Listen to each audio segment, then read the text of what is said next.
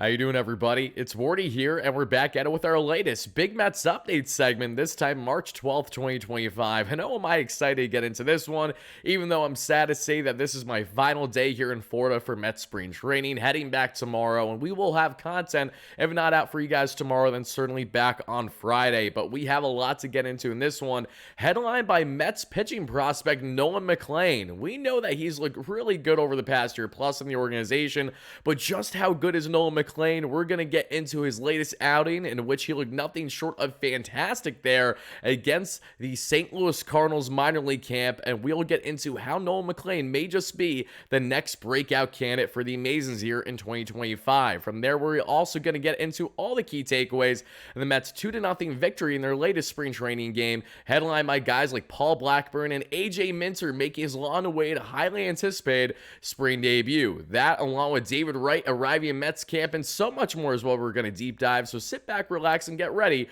for the latest Mets Land presented by Wardy here. And shout out to our amazing sponsor at BetUS, which has you covered with all your sports betting needs.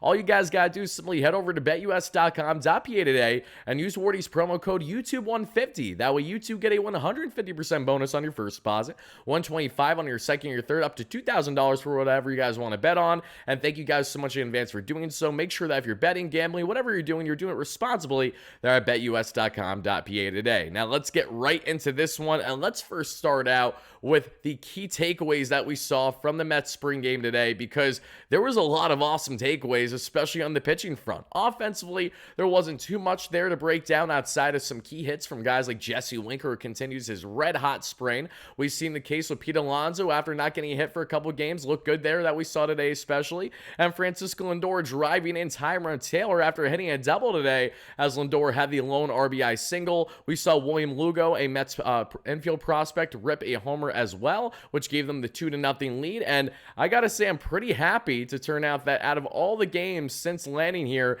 in Port St. Lucie area, the Mets went 4-1 during my stay, and they went 3-1 for the games that I attended. So I really can't complain there, nor can I complain with the guys and Paul Blackburn, who looked nothing short of fantastic today as well in his spring outing. I know a lot of you Mets fans have not been in favor of Paul Blackburn this year, and you think, I don't even want Paul Blackburn in this rotation, regardless of the fact that we pretty much kind of need him right now with both Frankie Montas and Sean Manaea down with injury. That doesn't change the fact that Paul Blackburn, while having a shaky start to spring training, again, let's not forget he's coming back from a spinal fluid leak, a bizarre injury that I don't wish on anyone. And secondly, I'm just happy to see Paul back out there, and we saw Blackburn give us his best outing yet this spring. And I'm telling you guys, Paul Blackburn is going to be a more than capable back-end starter for this team. There's just nothing flashy about him, obviously, and he's one of these guys that's going to come in and give you 5-6 innings more than likely, and you just got to hope for 3 or less earned run ball, and that's fine for the sake of the rotation right now. And if he is boxed as the year goes on, because we have more guys stepping up either internally, like the Sproats, the McLeans that we're going to get into in just a little bit here, among others, okay, but that is a good problem to have if you're the Mets with your pitching depth. And right now you need to maximize the Cannings, the Megills, and the Blackburns of the world. All the more reason why it was fantastic to see a couple days ago Griffin Canning live in person going shutty in 4 or so innings. Then we saw Tyler McGill do the exact same thing yesterday against the Astros. Now today, Paul Blackburn gives the Mets 4 shutty that we saw. Just a tremendous breakout here that we saw by Paul Blackburn, and went no hits, no earned runs, a pair of strikeouts. He had perfect, flawless 4 innings of work today for the Mets. And as we do a quick breakdown as to how his arsenal looked, he threw the entire kitchen sink of the 6-pitch mix today, which I love. You want to utilize all these pitches, especially in spring training. We look at the sinker there that topped out right around 92, 93 today, sat 91. The curveball sitting right around 81 miles per hour. The 4-seam right around 92, 93 miles per hour. The cutter 88 to 89. The changeup 87, and the slider right around 82. So again, you're not getting too much life on his fastball, but you look at that sinker, that's going to be his big ground ball pitch especially. Paul Blackburn is as prototypical a ground ball pitcher as they come. When he's good, he's really good at inducing those ground ball outs for the Francisco Lindors. More defensive work for Mark Vientos. Then you look at second base, whether that's going to be Jet Williams at times, maybe towards the end of the season, if anything.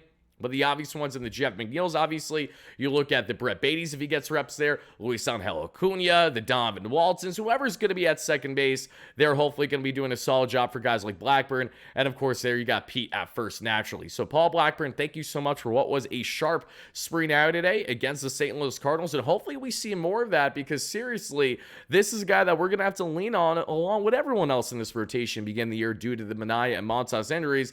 And Blackburn, I really thought at the time, while I was underwhelmed by not having as much of a higher ceiling starter that the Mets acquired at the deadline last year, I do see the upside with Blackburn and his ability to be a consistent back-end starter for you, where you pretty much know what you're getting every single time out there. He hasn't really been able to set that consistency with the Mets yet because of, one, being traded in season, and two, dealing with a fluke injury that derailed and unfortunately shortened his 2024 campaign. So Paul Blackburn, looking forward to hopefully seeing more positive outings like this, because while spring training in a lot of ways is a fluke for guys to get ramped up, the most important thing in spring training is for pitchers to get ramped up, to work on their arsenals, and to see how they're looking. Now, let's hear from Paul Blackburn himself, who had some remarks to share on the front of not only his outing today, but also on his own nickname.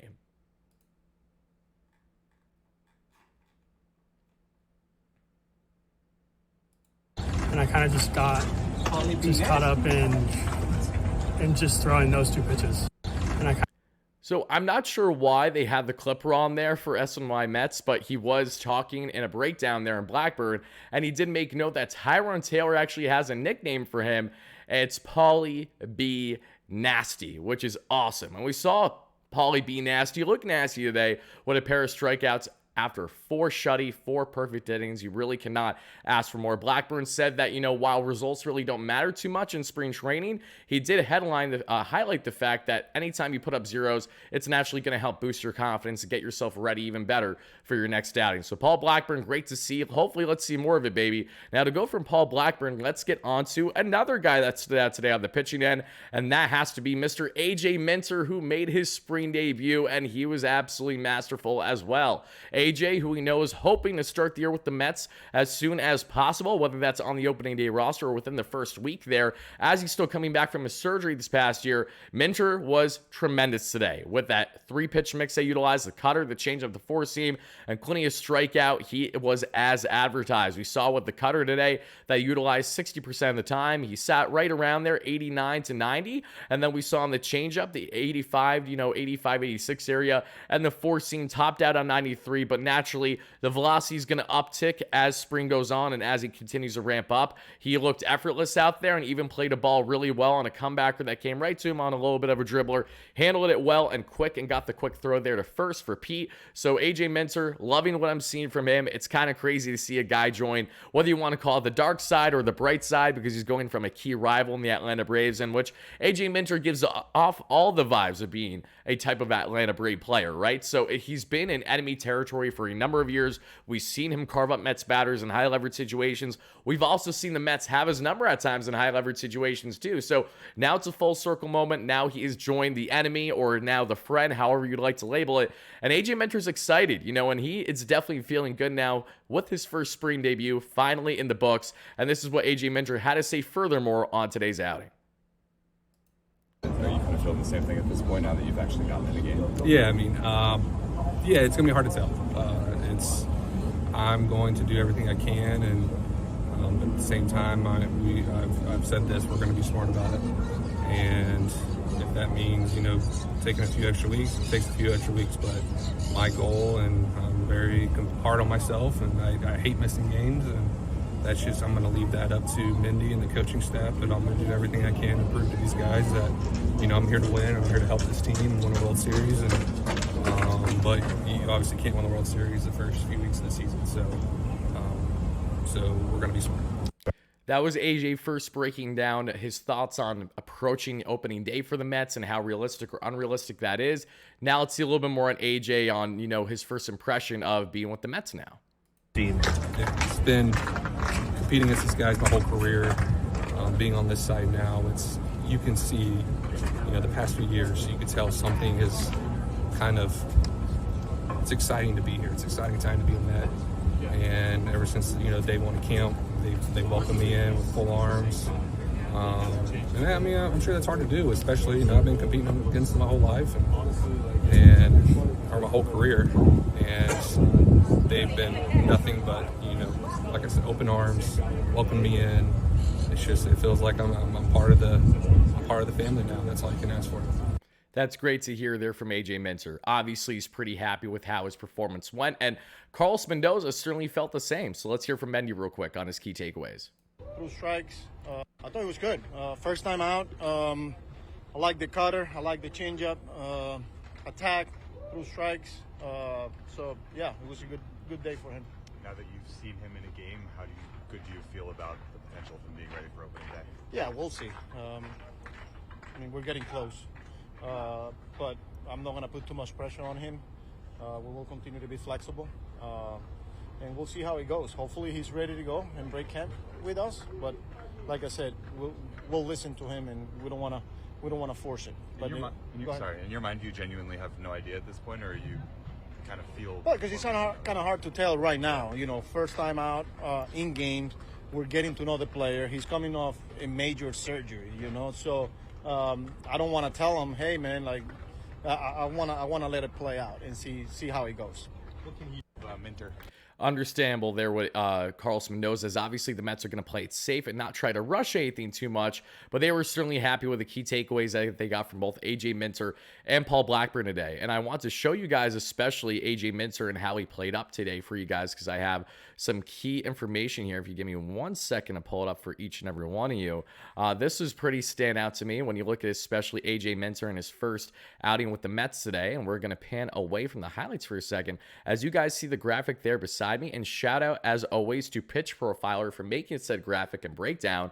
And he breaks down that AJ Minter was nails out of the pen today, blanking the Cardinals in his inning of work. We talked about the fastball sitting right around 93, and when looking at the breakdown with the base of 100 being a league average pitch, we saw AJ Minter today be 10% above league average today with his cutter, and over 20% above league average today there that we saw with his four-seam fastball. Paul Blackburn looked pretty solid with his 6-pitch mix today as well, and the changeup was just below league average, but again, for a first spring debut and to be around league average, if not all the way up to 20% above league average higher there in your pitches, you really can't ask for more there for the Mets and for AJ Minter and what they just landed. Now, to go from AJ Minter, let's talk about our guy as well and Tyler Zuber, because Tyler Zuber looked really, really good today that we saw from the Mets, and that included a new sweeper part of the mix that was roughly 50% above league average when looking at that pitch. Simply nasty. The changeup just below league average. The four-seam fastball was well above league average too, which is awesome. Zuber had himself a scoreless inning today that we saw, and again,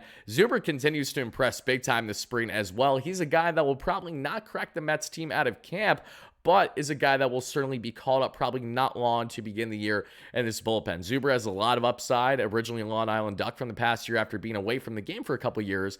He comes back in indie ball, and then he's signed by the Tampa Bay Rays. David Stearns trades for him as a minor league deal around the trade deadline, and Zuber is now working in the Mets lab, and his stuff is filthy. That sweeper is nothing short of absolutely disgusting, and it's a perfect discussion that we talk about the guys and Tyler Zuber who had his standout with that pitch today, because when we talk about that sweeper in particular, when we talk about having so much nice bite as well, that horizontal movement, let's talk about now Mets. One of their top pitching prospects, maybe their top pitching prospect by time the year is done, if he isn't already impacting the team.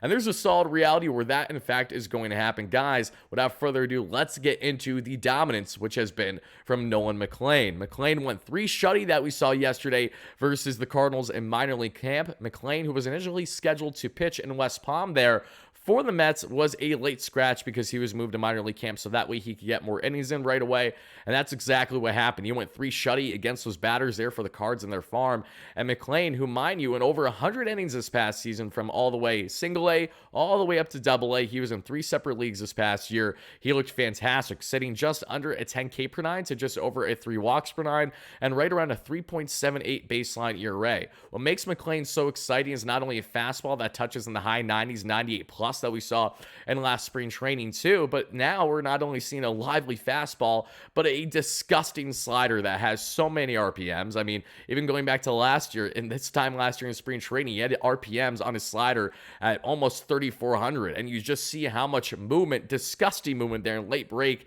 on said pitch. This is exactly why Nolan McLean is deemed by everyone across the board as a top 5 prospect for the most part for the Mets. Some view him as top 3 already, with him just behind a guy like Brandon Sproat. People have him ahead of even guys like Jonathan, and I see it to a degree in the sense that McLean's stuff may really play out best at the major league level out of some of the other guys that the Mets currently have in their farm. And unlike guys in Brandon Sproat and Jonathan, who really, I think, took over the Mets farm last year, and guys who skyrocketed all the way there from, say, single A to double A, if not triple A, which was the case for both of them for the most part. McLean wasn't far behind them, but I think just unintentionally fell a little bit behind the rest of the pack in the public eye and what we were talking about. You know, I know McLean has been a hot-button topic for especially a lot of people on the prospect end over the past year, but he's one that's really standing out as we now head into 2025. And when you look at the ETA per MLB pipeline, he's expected to impact the Mets this season. Now, could McLean have a greater impact than Brandon Sproat? I'm not necessarily going to say that. I think Sproat has the highest upside out of the pack when looking at not only his ridiculous velocity, but his ability to play up to an ace caliber starter if everything goes right. McLean, though, isn't really far behind, and honestly might just be a step ahead than a guy like Jonathan. It's going to be interesting to see. And that's such a great problem to have if you're the Mets here when you're debating between top prospects and Brandon Sproat, Jonathan, Nolan McLean, which one may be the best of the bunch. The beauty is that they're all here, and that also puts the Mets in a great position depending on what they do come the trade deadline. No, I do not want the Mets to trade McLean, Ton, or Sproat. All I'm saying is they now have a decent abundance of arms now going back to the minor leagues where they do want to get creative about trades and say teams are looking for more guys that will impact them over the next couple years versus say the Mets looking to make something massive happen around the deadline. It'll be these kind of key pieces that will continue to be in discussion as they were going back to the offseason when the Mets were initially in the early goings of the Garrett Crochet trade talks, as well as the Dylan Cease trade talks, among others. So not that I'm wishing any trade, I'm just throwing that out there because it's a great problem to have when you have an abundance as well as a lot of guys that have as much trade value as they do right now. So wouldn't it be shocking if the Mets maybe did part with one of those three over the next year or so for a greater deal? And if not, then you have yourself potentially a three-headed monster in which all these guys could play up in the rotation as soon as this season, with one or two of them having potentially significant impacts to the rotation, which goes further in hand with why the Mets did not sign guys like Jose Quintana this offseason, because they really are bullish on their depth options outside of Tyler McGill, Paul Blackburn, and Griffin Canning. I think the Mets believe that it will not be too long before the Sproats, the McLeans, and the Tons of the world come out right away and impact this team for the better. But Mets fans, I would love to know from you guys in the comments down below, what is your expectation for Nolan McLean here in 2025? One, and secondly, how long do you think it'll take before he ultimately gets that crack at the major league level? Be on the lookout, as we'll be talking plenty more on Nolan McLean all season long as we have our usual prospect coverage that we will break down each and every night along with our post-game coverage. But Nolan McLean, a key starter to keep an eye out, certainly throughout the course and in the first half, especially at 2025. I don't know when he's going to get the call, but it feels like he's going to get the call this year and kind of hopefully soar from there. So guys, definitely let me know your further thoughts there on Nolan McLean. Now let's get into not only talking about Nolan, but also getting into the GOAT himself, the captain, our captain, and David Wright, who did in fact attend Mets camp that we saw for a couple days. And David, for the first time ever, is actually an instructor in Mets camp. Let's hear exactly why he made that decision. I remember how it was as a player. I appreciated the older players or the former players coming around, but I know, for some guys at least, they're so focused, laser focused, especially this late in spring, on the task at hand that it's another distraction. So I never wanted to get in the way of the guys getting their work in. And Mendy called and wanted me to come down and hopefully it's a few more days, maybe next year. But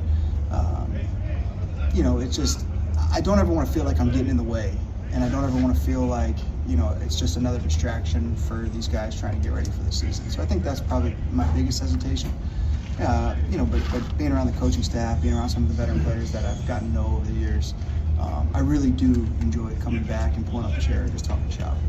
So I'm not saying that this was the sole reason, but you'd have to think that David Wright, being a part of, all the festivities for the Mets as of late, including an amazing day, may have won at least a sliver in hand with him making this decision and now one up things a bit and now be willing to be an instructor. And the reason why I say that is, listen to that last quote by David Wright, saying, I'm, more than happy and more than willing and really enjoy, kind of chopping up with the boys. That's something that obviously he can attest to from his time as a player and certainly enjoying these conversations. But I think another key takeaway is the simple fact that, how those interactions went with both alum, current players, as well as a younger generation, more the prospect front, it was really notable to me. And when talking to Mr. Tolley, the man who caught Johan Santana's no-no back in the day in my Amazing Day live stream, as well as Max Kranick, and shout out to you, Max, for continuing your stellar sprain. But when talking to Tolley, I asked him, what was your biggest takeaway on Amazing Day? He said how different it is from recent years in the organization, where you never really experienced something like this before, where you have, again, prospects, alumni, active players on the team, all conjoined in one and having a great time with each other. He said that's something he never really experienced in the past, and he thought it was a great thing. And I think that probably is something that I'm sure if I asked David right now, he would feel exactly the same or awfully similar. So all I got to say is Amazing Day was fantastic from a fan point of view. Clearly, it was fantastic from a player point of view for some, and maybe David Wright feels the same there as well. But folks, before we get out of here, let me make sure that I don't miss any key topics for you guys. We talked about all the following things here with our guy Tyrod Taylor. We also got into a little bit on Tyler Zuber there that we saw AJ Mincer, making sure I didn't miss anything on that front either. Also did want to shout out my guy Trevor May, that many of you guys know. Trevor May, who's a friend of the channel as well. He was on our platform last year. He is going to be hosting and doing 6 editions of Sunday Night Baseball for ESPN and the StatCast edition. So for all my pitching heads out there that, again, love Baseball Savant and love looking at all the advanced numbers, this is the place to be. And the first game they're doing is Mets versus Phillies on June 22nd. Make sure you're chiming in and watching. It feels like yesterday that I actually saw Trevor May shutting the door down against the Phillies on my buddy's birthday, who's a diehard Philly fan, like 2.5 years ago in Philly. Feels like yesterday, but I'm really looking forward to checking out that broadcast. So shout out to them, as well as shout out to the entire Tyler McGill family, guys. The McGills have been nothing but gracious to me. Many of you guys know I have a good relationship with Julie as well as her husband, and it was really cool chopping up with them for pretty much like the majority of the Mets game just a day ago in West Palm while their son Tyler was pitching. So getting a chance to chop it up with them, hear how Tyler is doing his game, as well as Trevor too, his brother, who's now going to be the closer for the Brewers, was nothing short of awesome. So thank you guys again, as always, for a great conversation. I'm looking forward to interacting with you guys more throughout the course of the season. Shout out to the Vientos family as well. So happy to meet them a couple days ago. I'm unintentionally running into everyone's families, but it's been a lot of fun and I can't complain. The same way I can't complain about Danny Young looking really good today as well. And I have to tip the cap, guys. As much as I want Genesis Cabrera to crack this Mets bullpen over Danny Young did the thing today in another scoreless inning for the Mets' spring training, including what we saw there, that sweeper almost 30% above league average. The sinker was a little below league average, but not terrible. And the cutter was just over 10% above league average. So Danny Young is doing his act, everything possible to crack this Mets bullpen for his second consecutive year. And my big question, each and every one of you in the comments down below, is as follows: between Danny Young and Genesis Cabrera, which southpaw do you like most to crack that roster spot in the bullpen? Should it not be, say, AJ Minter as the lone lefty, and say they want one more, maybe lower leverage lefty that I think makes a lot of sense for this team? If you guys feel one way or the other, please let me know in the comments down below. And that is going to wrap it for our latest Big Mets updates discussion. Thank you guys so much again for watching. It really does mean a lot. Let me know all your big takeaways in the comments down below. And until next time, have a fantastic rest of your night, day, evening, whenever you're watching this. And this is your guy, Wardy, signing out. Let's go Mets, baby. Peace.